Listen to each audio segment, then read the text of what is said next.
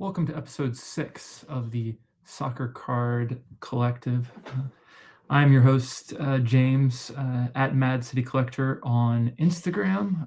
In this episode that I'm calling Making Our Own Rules for Soccer Card Collecting, this is another general collecting mindset type of episode that I wanted to do that talks about kind of the rules to think about that are, somewhat generic to the card collecting space, but also some that are kind of unique to the soccer card collecting space and things you kind of navigate as you go through collecting.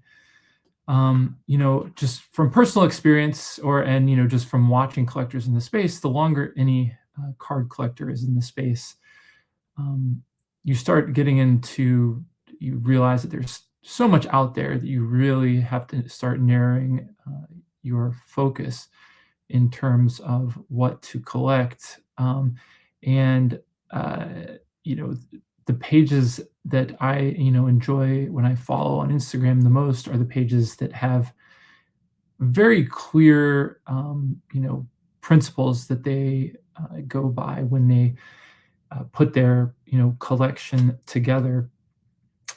And it's kind of this piggybacks off the last episode of sifting through the ultra-modern era, because once soccer reached this phase where companies started producing lots of different products, parallels, case hits, etc., it really made it much more important for collectors in the space to really come up with their own set of rules where they navigate the space. Otherwise, you'll just get inundated and caught up in hype cycles and things like that.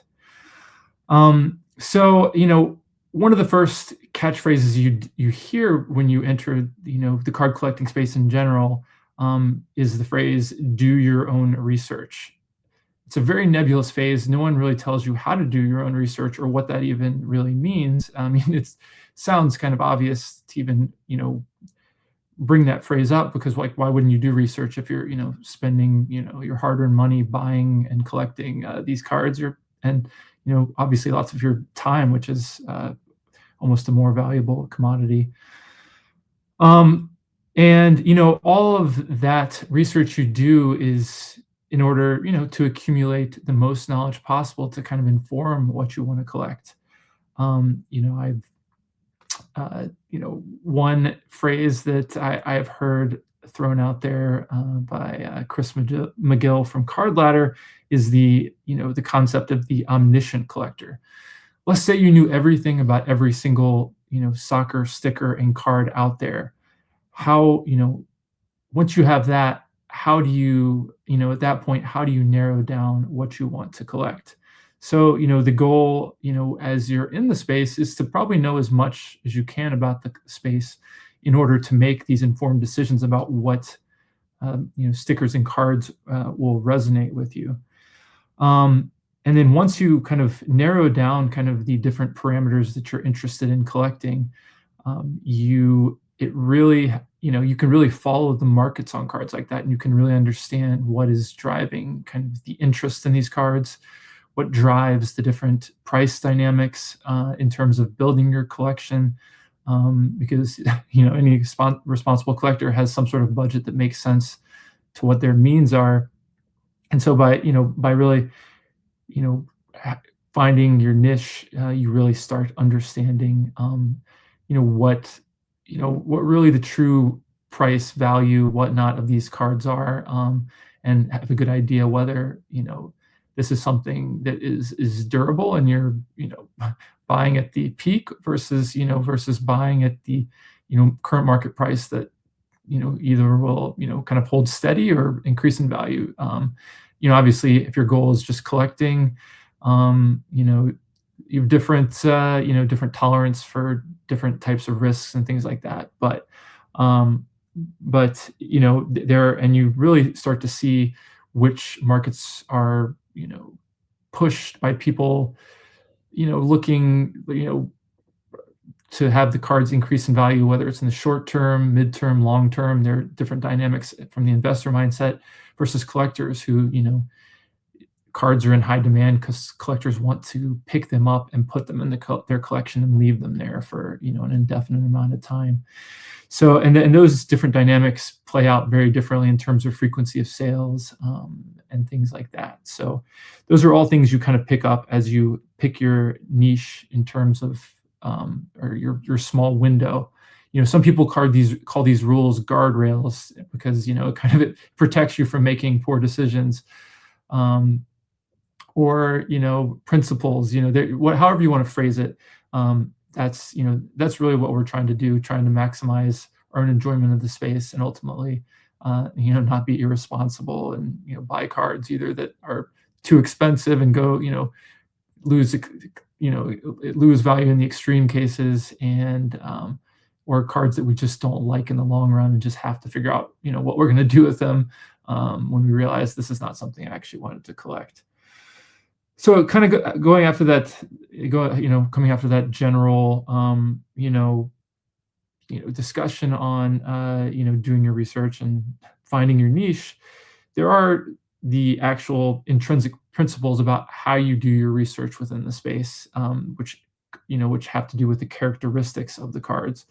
And again, a lot of these are just the general, card, characteristics that we look at, but there are a couple of wrinkles that are somewhat unique to soccer rather than other major sports, whether it's basketball, NFL, baseball, hockey, what have you. And so the first collector principle that I remember growing up collecting was the idea of the rookie card, versus all other cards, non-rookie cards. And in soccer, that's unique, because a lot of players' first rookies are not actually even cards. And so, does the idea of it being the rookie, matter more to you than the fact that it's a card? Obviously, even the type of card it is, whether their first card is a base card, whether it's one of their first cards is a from a higher end shiny set and has lots of aesthetic features and or serial numbered rarity, things like that to it. So I mean that's when you get into soccer, especially in the modern era, a lot of players' first stickers cards happen in the same year, so it becomes less of a conundrum if you're if you're a card person, then the sticker really doesn't have the premium of being a first. But as you move, prior to 2018 or so, almost every player has a rookie, or by rookie I mean their first appearance in any sort of set is a sticker. And so when you're navigating particularly a player collection, I guess it could be if or collecting principles for a specific player, a sticker may be kind of that whole rookie, if that's important to you. But also, I mean, you can also say, if you say rookie card, that really is the first card. So that's in soccer, you realize that there's a lot of play in the terminology for rookie. So you kind of have to define that for yourself, almost what a rookie is, because you'll see people throw it out for cards that clearly aren't rookies, and you'll find it for,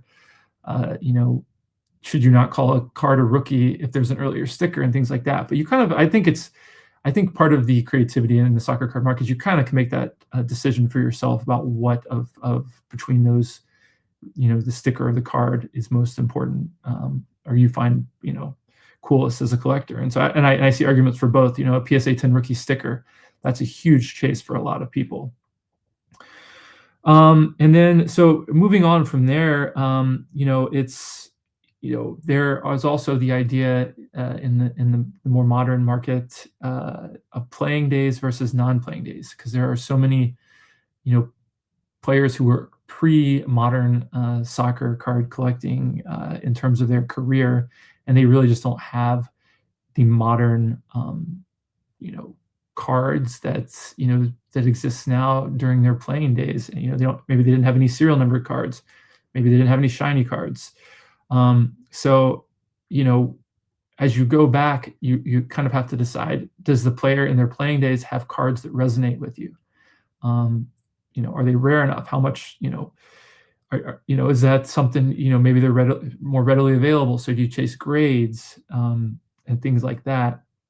rather than actually finding, kind of chasing low serial numbers in the more modern sets. And so, the problem that a lot of collectors bring up with the post playing day stuff is that, essentially card companies can make, you know, post playing days cards to infinity. So why does one playing days release, why is it more important than another? Maybe it has an autograph or something like that. And I'll kind of get into my own personal examples of some of these like different things I see in these different aspects of cards. So yeah, and the trap I think a lot of collectors fall into is when a new set comes out, they see a post playing day card and get really excited about the fact that it's low numbered and things like that. But then in the post playing, card playing day space, I think a lot of collectors just out of sight, out of mind for the post playing days cards that came before the brand new release. And maybe there's something out there that's already been released in terms of years ago that resonates more with you for the post playing day stuff. And then sometimes there's just really rare playing day stuff that you're maybe not even aware of. And there's been cases where I just wasn't even aware of a playing days, card that had some modern features that was far more important to me than the fact that it was playing days and it had these modern character features. It was that far is greater to me in terms of what I wanted to build than the post playing days card. So I'll get into some examples in my personal collection or personal collecting related to that. Another thing is autographs. Autographs are a huge part of collecting cards as well. They can certainly add to a card and its aesthetic and all of that. And but it can also, people like the memorabilia aspect of it. Lots of especially newer collectors really understand the idea of autograph is something you want from like a sporting figure. So autographs add a lot, but when you're collecting cards, really you're collecting cards. And so in a lot of cases, with me included, the non-auto versions of a lot of cards are really what we're collecting because we're collecting kind of the art and aesthetic of the card itself. And so if the auto doesn't add to that, then, maybe it's not as appealing as the card with the auto. But and again, that's a very subjective kind of preference as far as those two things go. And as far as, going back to the, non-playing days, is that there's a lot of players who didn't have many, if any, playing days autos. And so your first opportunity to collect their autos may be in the post-playing days. So that could push you into, buying some post-playing days cards if the autos are, something you want to collect of a player who doesn't have many, if any, playing days autos. But then once you kind of, are honed down the type of cards you like to collect, then you start getting into your more personal kind of, what are you trying to, what is your collection trying to show in terms of, is it a reflection of your fandom in the sport?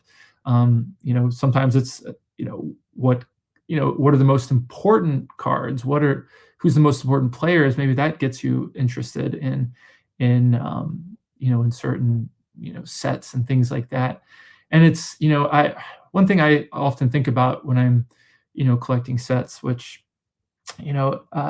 is that the player is almost a muse for, the card itself. And so like, if you're doing a set collection, it's like, even the lesser players, like, the art of the card, especially in some of my 2017 Topps Chrome collecting, I just love the look of the card, even if it's a player that's not necessarily, top of my mind. And so, it's just it's almost like a piece of kind of the puzzle of the art of, the entire set type of thing.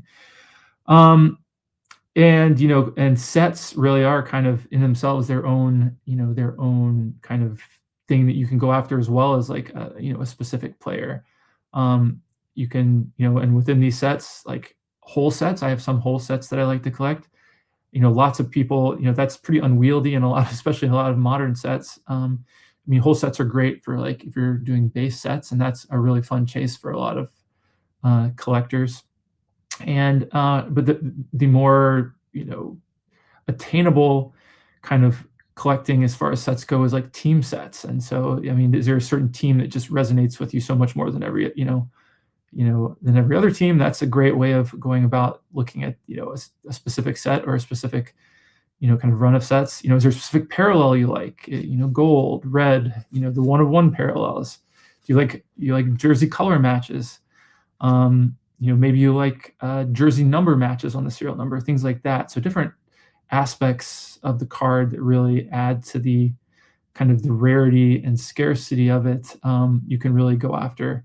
And I said before, especially for certain older cards, the grading scarcity may be the only thing you can go for.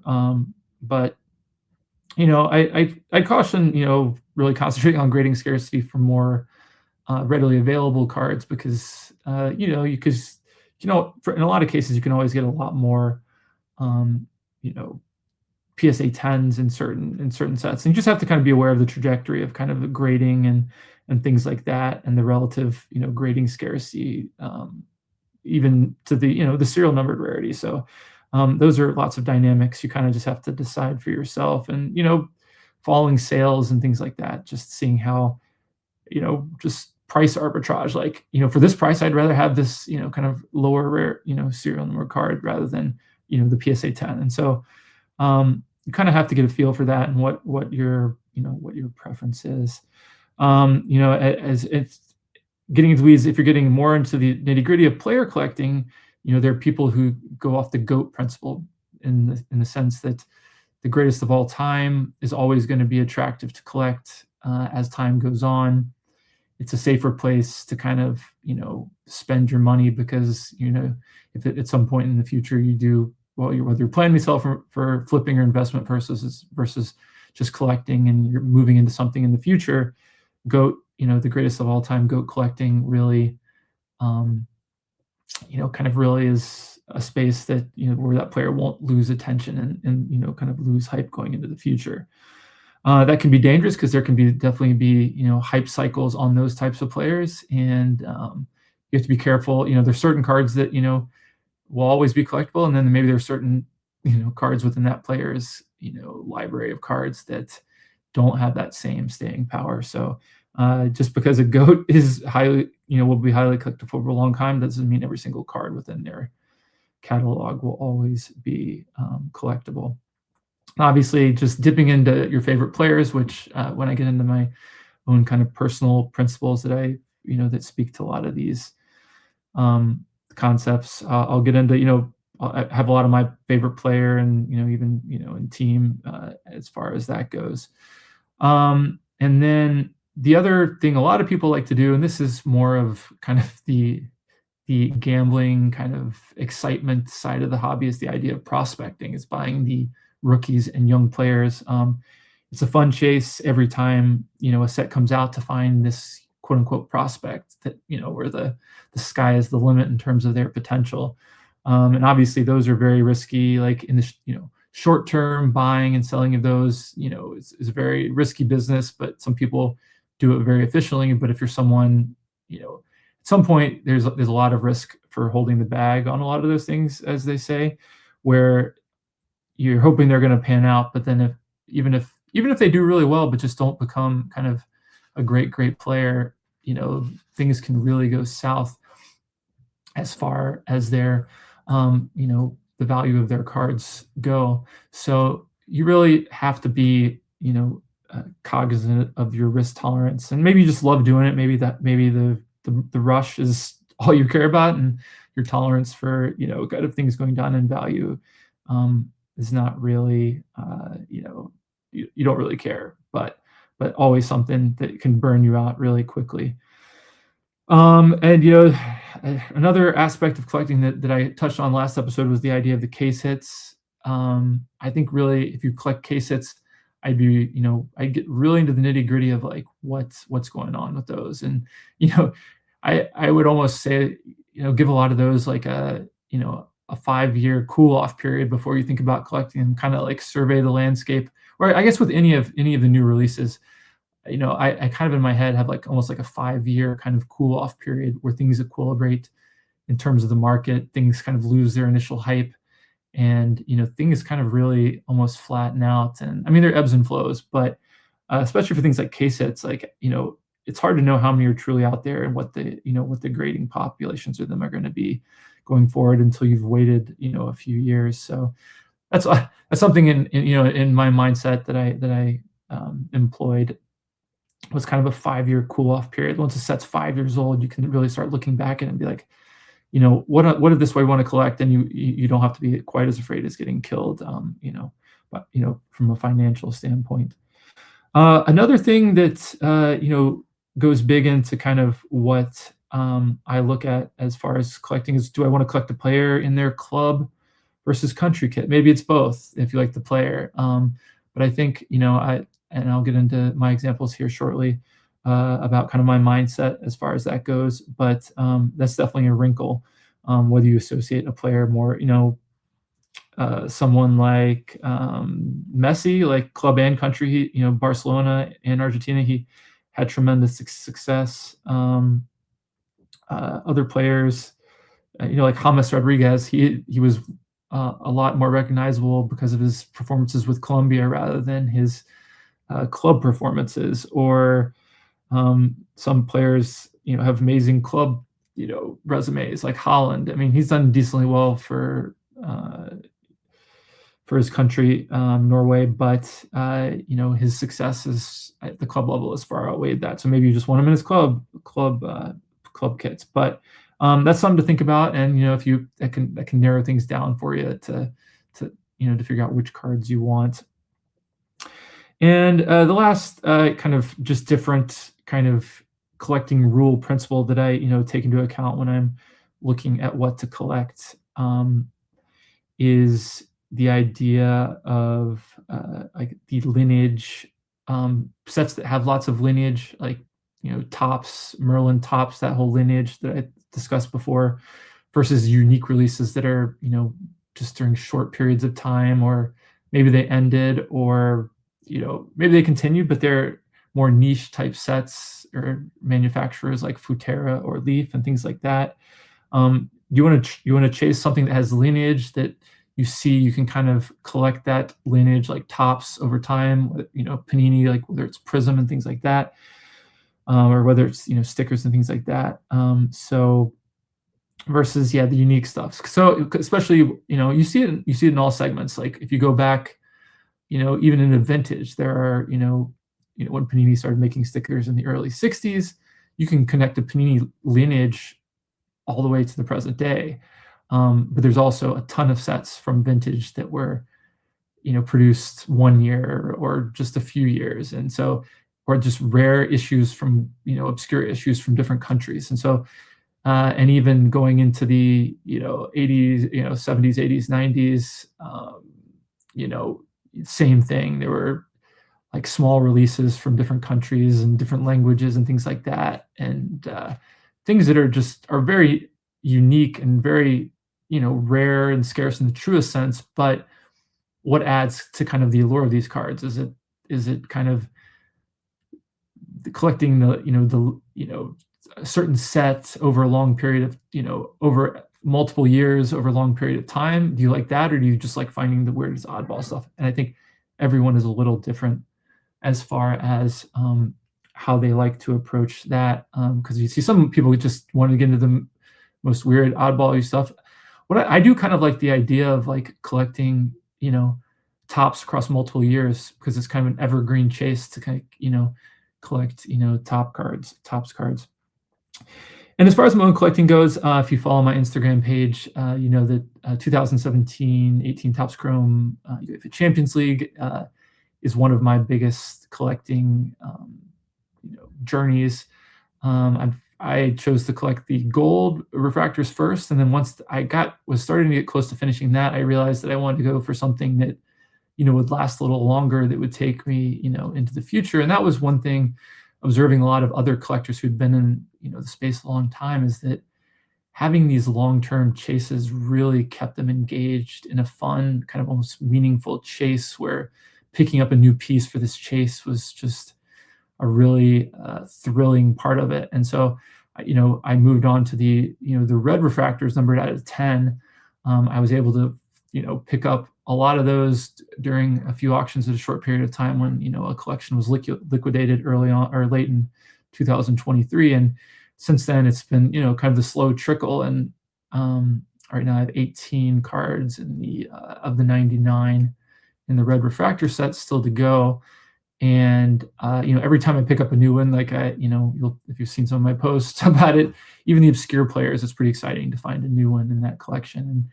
And I suspect that if I'm ever able to finish it, because some of the cards I have left are going to be pretty expensive and desirable and hard to come by, but it'll take probably years to probably find the rest of these 18. Even though it's taken maybe 2.5 years to get up to 81, those last 18 are going to be much more difficult. And so that kind of goes into I found an actual set that had a great checklist of a lot of players that I thought were cool to collect, from all of the best teams in Europe. That's the inherent draw of the Champions League sets, is that it has all the best teams from Europe. But the other principle, you can also make your own checklists. Like I want all of I have a collector I follow who just wants to get all of the red refractor color match for Manchester United over every year. And so that's another evergreen type of collecting journey you can go on, because every year for the foreseeable future, Manchester United will likely have a red refractor Topps Chrome release.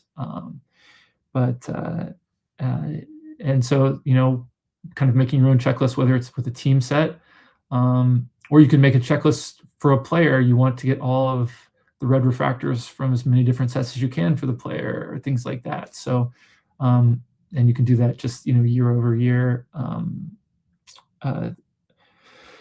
type of thing. So that's one of my big chases. I also went on kind of a side quest to do the 2018 Panini Prism World Cup National Landmarks in the Mojo. I kind of got lucky during a period of time where a lot of collectors were moving out of some of those, and so I was able to get to 30 of the 32 in the Mojo parallel for that. There's a few collectors out there who have already completed the Mojo, and at least one collector I know of who's completed the gold power version of it. So that's a really another cool way to the more manageable size sets are these insert sets, whether it's national landmarks. I think a cool draw to the cards like Kabooms or Color Blast and things like that are also the fact that those insert sets are kind of curated to have a lot of the best players, and so that's a really that's fun to collect the best players, and those sets already have them curated, and you can really go after completing those just insert sets, which is much more manageable than collecting a set out of 99 or more, especially if you're going for the extra degree of difficulty with the serial numbered parallels. So that's just kind of those are two of the sets I have recently, and more recently, what I'm going to get into now is kind of how I've approached collecting a player from by the favorite team that I like to collect, which is Manchester United, and Wayne Rooney was kind of the player I chose to collect. There are a lot of players I like have liked Manchester over the years, whether it's Beckham, Paul Scholes, Ryan Giggs, people like that. And so when I was looking to find something that was more kind of meaningful to me as a fan, I really wanted one of the top players from the Sir Alex Ferguson era. And the great thing about Wayne Rooney I found is that he kind of spans, lets me collect in the pre-modern era, before 2014, as well as, his playing days did go into the, the modern era, when he ultimately finally, left Manchester United after the 2016-17 season. So he's got cards in that era. But the tricky thing with him is that, my big, draw to him was as a Manchester United player. So I really wanted to get him in a Manchester United kit more than, say, like his England kit.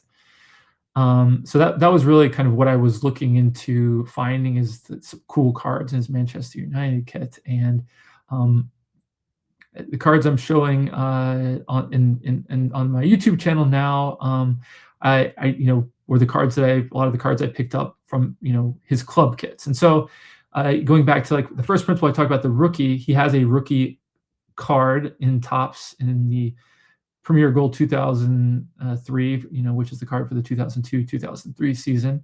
The card I am showing here is a PSA 9, back when Wayne Rooney was a teenager for Everton. And so that was just a really cool one to have a Topps rookie card for him. It's still, I think, last time I checked, it was around, I think, a 46 pop for the PSA 9, and the PSA 10 was maybe like a 10, or I can't remember off the top of my head. But so there's a lot of kind of grading scarcity for that rookie card for him. So that, I thought that was a cool one to pick up. Like I said, I picked it up in a PSA 9, which is cool. I would consider picking it up in a PSA 10 for a while, but I know there's a lot of people looking for it, so that it'll definitely be a hot commodity if whenever it comes up for sale publicly.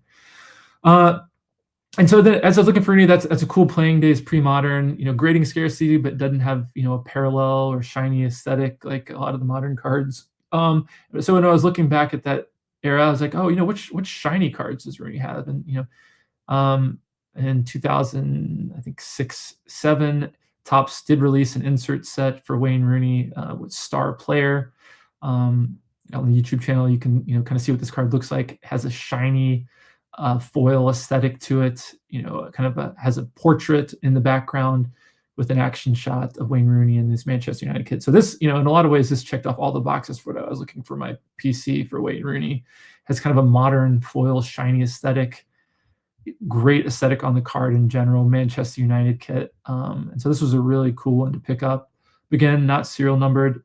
The grading pop on these is super low, and it's hard to know whether that means there's not that many out there or whether it's just hasn't been worthwhile to grade yet. So, if I ever come across one in a higher grade, I'll probably look into grading it, but just even having a copy of it just to kind of mark that point of a really aesthetically pleasing Topps card during his Manchester United era was worth it to me to collect. And so as I kind of moved past the pre-modern era, before there were numbered Wayne Rooney cards, I went into the modern era, starting with the 2004 Topps Premier Gold set, which documented the 2013-14 season. I think I talked about in one of my last episodes. It was the first kind of real modern era release, especially for the Premier League, and the first one where Wayne Rooney really had a serialized card in the modern sense. I do have at least one serial numbered card that was numbered like 800 from a Futera set in his England kit that I do have in my collection. But really, this 2013-14 Topps is the first kind of what is reminiscent of the modern parallel. I think in my last one of my last episodes, I mentioned that the 2013-14 set has a very limited parallel structure system, which is kind of cool, increasing kind of the rarity of them. The one I'm showing on the screen here is the green parallel numbered out of 99. There's a orange parallel numbered out of 11, and then 2 1-of-1 parallels, the Premier Gold and the Platinum versions. And so I'd love to get the orange or either of the 1-of-1s at some point in time. But the only one I've been able to find so far is this green, which it's a great looking action shot on the card. This is like kind of the wheelhouse for what I'm looking for. It fits kind of my, my personal collecting aesthetic for a shiny kind of modern parallel, which is really an aesthetic I like. And so just moving on, in this screen, I have 2 other cards on this slide that I'm showing on my YouTube channel. They are from the 2020-21 Panini Revolutions Premier League set. And so this is post Manchester United playing days. So kind of on the pecking order of how I view looking at cards, the post playing days is a notch off, but these 2 parallels that I got are the Galactic parallel and the Gold Stars parallel. And the reason why, I kind of, post playing days is kind of a rule I kind of try to stay away from when I can, because there are just a lot of playing days Wayne Rooney's that I'm really chasing, is just the aesthetic on these cards. And the Galactic parallel, if you've been in the space a long time, you're familiar with kind of that fantastic, almost starry background appearance, and just the design quality on a lot of these galactic cards is great. In the 2020 Premier League set, the gold stars, I think it's only in a couple years of the Revolution set, and I mean both of these cards, I have barely seen any of them. So just even finding these like beautiful parallels. I'm also looking for the red stars. There are a few, or at least one or two in the public auction data, um, that's kind of the parallel. For this, this is technically a Legends insert for Wayne Rooney in the Revolution set. I want to get the red stars to complete that little rainbow, I guess, if you will, from that.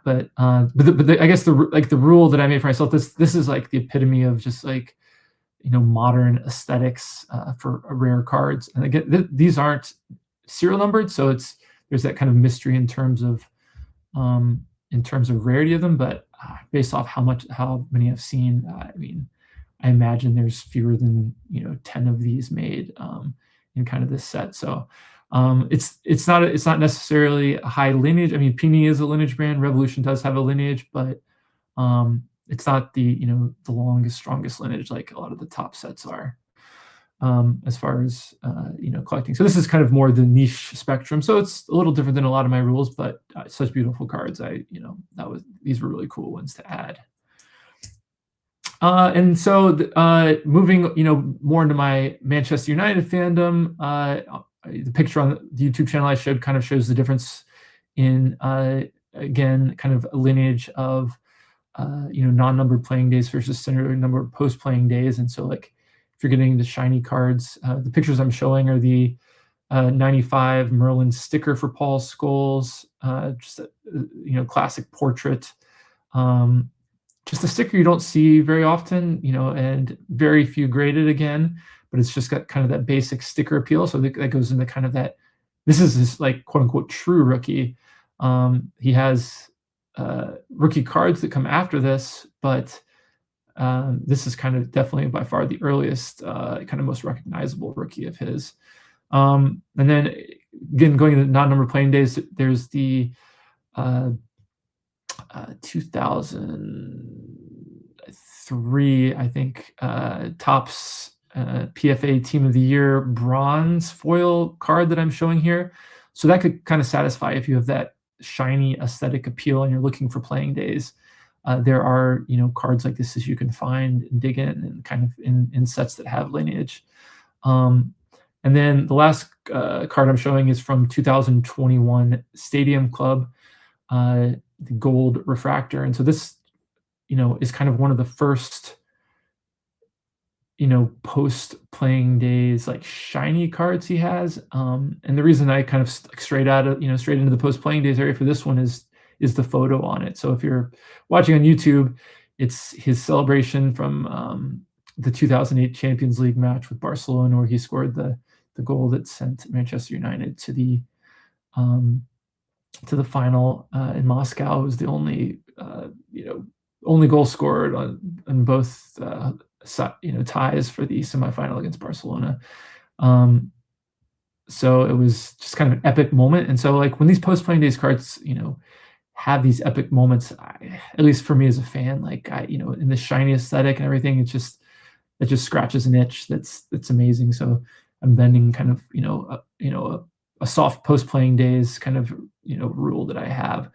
So and as far as Paul Scholes, definitely prefer. I'm really only collecting him in Manchester United kit, which my rules for as far as my connection to him as a player. And so that kind of gets into the idea of the club versus country debate. My next slide that I'm showing my YouTube, I'm showing 3 cards from kind of Panini's modern run, and the first one on the far left that I show it is the 2017 Panini Nobility for Club and Country insert set gold. It's the 4 club, so in his Manchester United kit in the gold parallel out of 10.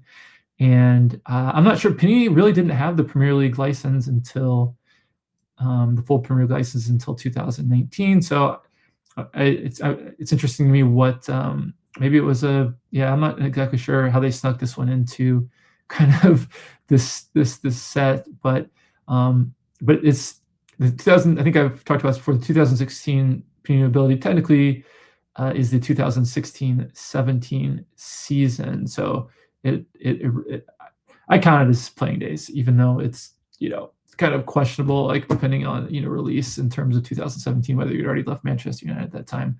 The second card I'm showing is the 2014 Panini Prism World Cup Gold Prism.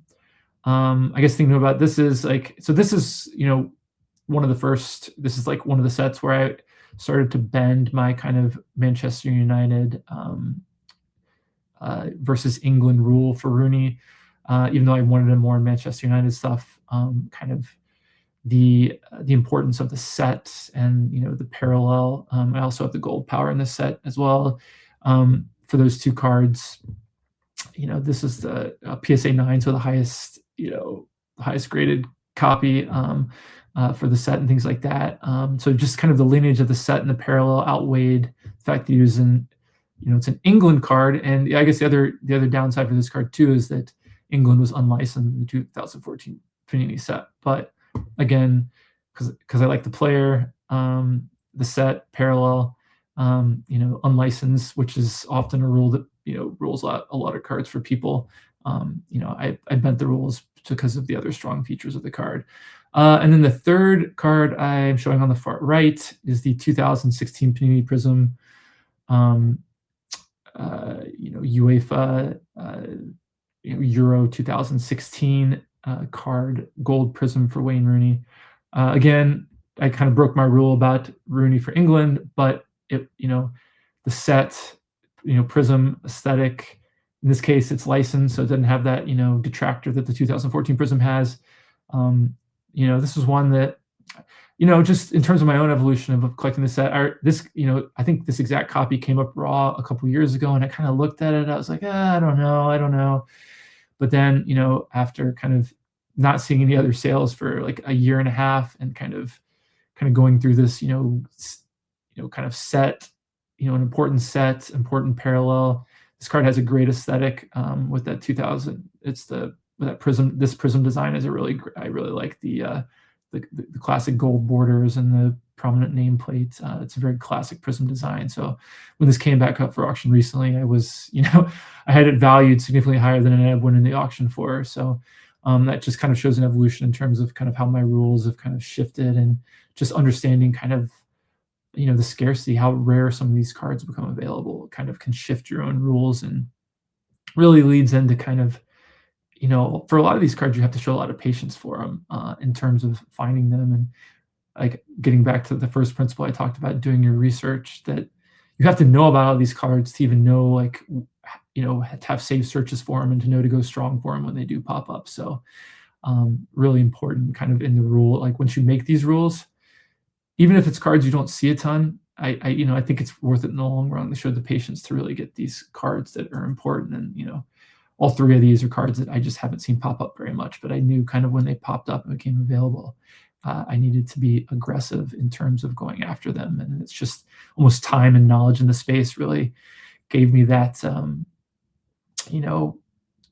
confidence to be aggressive on these, knowing that, even if I kind of blew away prior comps on a lot of these, I really saw there that, if I was even able to pick them up in the future, it'll probably be for a much steeper price if I wait into the future. All right, so the last slide that I pulled up for my YouTube is kind of talking about the idea. Autographs are not a huge part of my collection, but again, if it's a cool card, aesthetically pleasing, it's something that I kind of bent my kind of, my rule toward. I kind of shy away from autograph cards. And these kind of show, these two cards show a couple principles. So the two cards I'm showing are the 2016-17 Topps Premier Gold Moments autograph, which most players in that set were actually the autograph moment, or kind of the gold version of it was numbered out of 99. but for whatever reason, Wayne Rooney only had 14 copies in that set, so it made it a really extra rare set. This is the only public sale of this card. It's a really, I think, 2016-17 Topps Premier Gold. If you haven't seen the set, I really like, kind of has a real kind of, it's like a photo with given kind of almost a painted art aesthetic to it. So it has a really cool, unique aesthetic to it. And so it's a sticker auto, which is kind of slightly against, like Wayne Rooney has tons of he has tons of sticker autos. Most of them are in, international kits. So I kind of shy away just because just the number of sticker autos, and, really on-card autos tend to look a lot better than the sticker autos, from my own personal opinion. So in general, I think after dabbling in some sticker auto cards, I think I'm going to start. That's one rule that I've definitely come harder on, and that's a pretty common rule with collectors to shy away from sticker autos. The second auto on this page on the right is from the 2023-24 Panini Impeccable set. It's the Immortal Ink Parallel. It's a vertical on-card autograph card. Part of the reason I like this one, I kind of wanted a nice on-card Manchester United kit auto for Rooney in my collection. This one wasn't, as crazy expensive as some of his autos, like in Dynasty and things like that, get pretty expensive, and I just don't even really like the aesthetic that much on the Dynasty, to be honest. But this was a nice vertical card, old school Manchester United kit, even though it's playing days. This one probably violates a lot of my rules in terms of post-playing days and things like that, and and not being an autograph collector. But I thought this was a cool, just kind of one of his few on-card, and I guess in the last couple of years he's actually had more on-card autographs than he had in the past. But I thought this was a cool one. I really love the aesthetic of this one. But I probably unless the player has no or just almost vanishingly few playing days autograph cards, my personal rule is I'm stay away from post playing days autograph cards, and just kind of be patient and try to wait for playing days autograph cards. But anyway, that's kind of a rundown of some of the a lot of the rules that I see in soccer card collecting, and you really have to make your own rules. And like I said at the beginning, a lot of the coolest collections that I gravitate toward, and a lot of the collectors I have lots of conversations with on Instagram, are collectors who really have fleshed out these rules.